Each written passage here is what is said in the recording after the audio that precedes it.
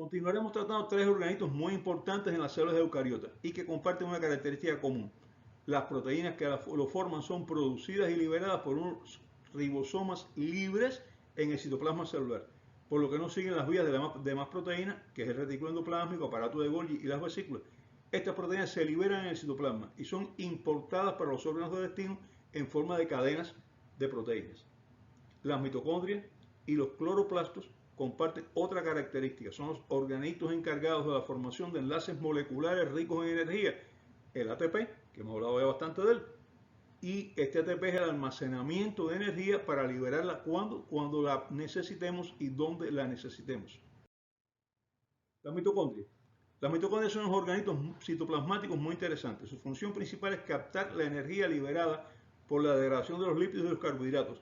Se destruye lípidos, se destruye carbohidratos, se libera energía y entonces van a formar moléculas con enlaces de alta energía capaces de liberarla fácilmente cuando se necesite. ¿Cómo se llaman estas moléculas? Ya hemos hablado de ellas más de una vez.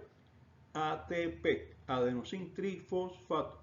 Es decir, pueden producir los depósitos de energía necesarios para el funcionamiento de la célula.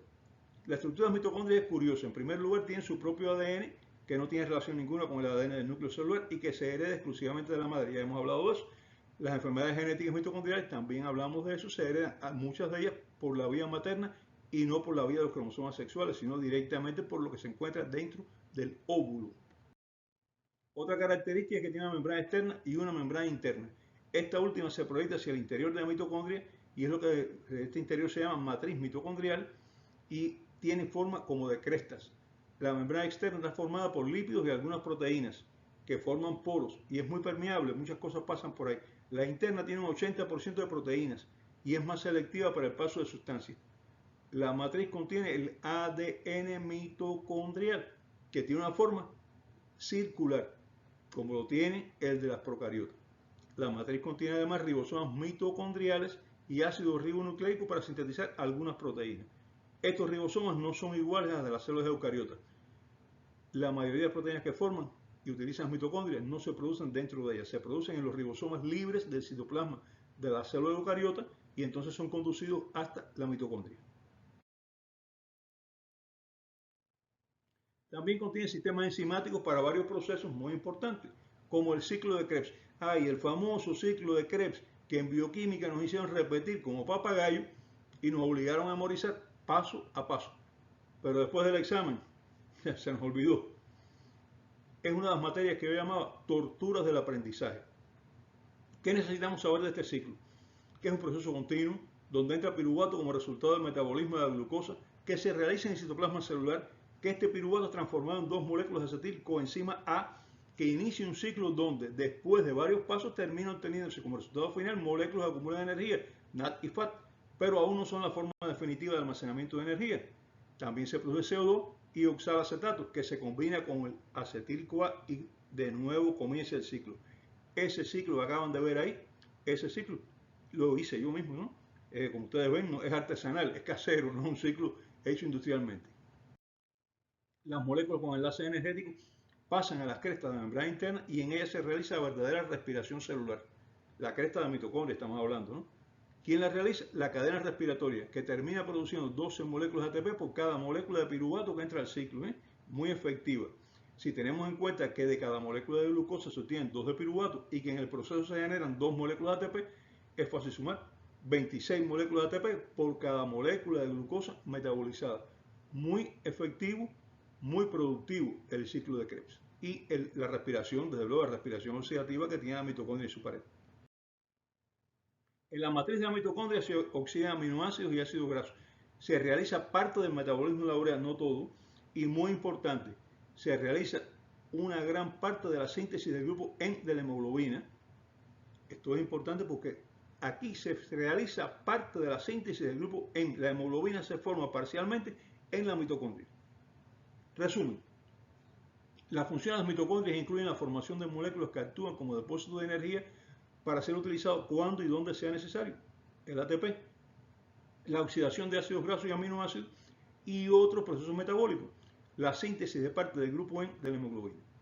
Las mitocondrias tienen una estructura y un metabolismo muy parecido al de las células procariotas y esto da origen a una teoría que ya hemos hablado más de una vez y que esta teoría quiere decir que estas mitocondrias fueron células procariotas que fueron fagocitadas, comidas allá al inicio de las eucariotas, se acostumbraron al medio interno, establecieron una relación, digamos, de cooperación y entonces se convirtieron en los principales productores de energía para la célula y ellas a su vez reciben todo lo que necesitan para su metabolismo de la célula dentro de la que se encuentran.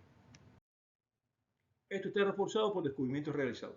Es de destacar que muchas de las enzimas utilizadas por la mitocondria en los procesos metabólicos son producidas fuera, en el ribosoma del citoplasma, y hablamos de eso, ¿no? Alrededor de 150 enfermedades hereditarias o degenerativas se han relacionado con las mitocondrias. Pero no todas son por lesiones del ADN mitocondrial, sino por repercusiones de lesiones del genoma celular en la codificación de proteínas y actúa en las mitocondrias. Es decir, indirectamente aparecen como enfermedades mitocondriales. No lo son, son enfermedades del genoma de las proteínas, de la célula misma, de la célula eucariota, que repercuten en el funcionamiento de las mitocondrias. Ahora, otras sí son propias de la mitocondria. Por ejemplo, tenemos las miopatías mitocondriales, entre la enfermedad de Luff y está la neuropatía óptica hereditaria de Leber. Son las dos más conocidas. No son tan frecuentes, por suerte.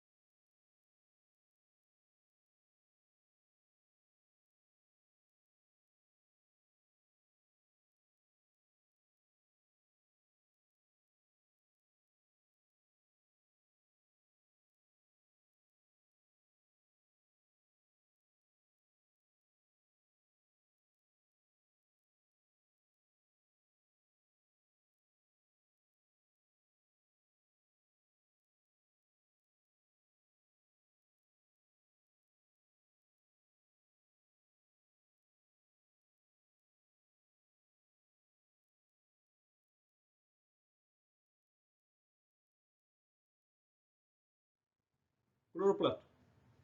Aprovechan la luz solar como fuente de energía para producir ATP y para sintetizar carbohidratos a partir de agua y de dióxido de carbono, CO2, dióxido de carbono, H2O, agua, captado de la atmósfera.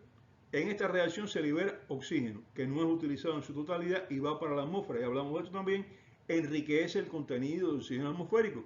Ya explicamos la importancia de este proceso para el desarrollo de los seres vivos y la importancia actual para mejorar la calidad de una atmósfera cada vez más contaminada. Los cloroplastos tienen muchas similitudes con las mitocondrias, incluyendo el genoma de cadena única y circular, y como principal diferencia tienen una tercera membrana interna y tienen una forma diferente de procesar la energía. No es la misma forma, es la fotosíntesis. Pero por las similitudes que tienen se piensa que ambos eran células procariotas ingeridas por la célula eucariota y que quedaron dentro de la célula eucariota en una cooperación muy útil para ambas. Existen otros plastos en vegetales que confieren diferentes colores a las plantas y frutos, color naranja, color rojo, etcétera, etcétera, etcétera. Vamos entonces a entrar en otra estructura muy importante, los peroxisomas. ¿Qué es un peroxisoma? Es una vesícula también, pero una vesícula que tiene enzimas relacionadas con procesos metabólicos, incluyendo a catalasa que degrada el peróxido de hidrógeno, por eso se llama peroxisoma. El peróxido de hidrógeno es producido en muchas reacciones celulares y es tóxico para la célula. Eso es lo que se conoce como agua oxigenada, imagínense ustedes. Es tóxico, dentro de la célula es tóxico, ahí tiene que ser eliminado. ¿Quién lo elimina?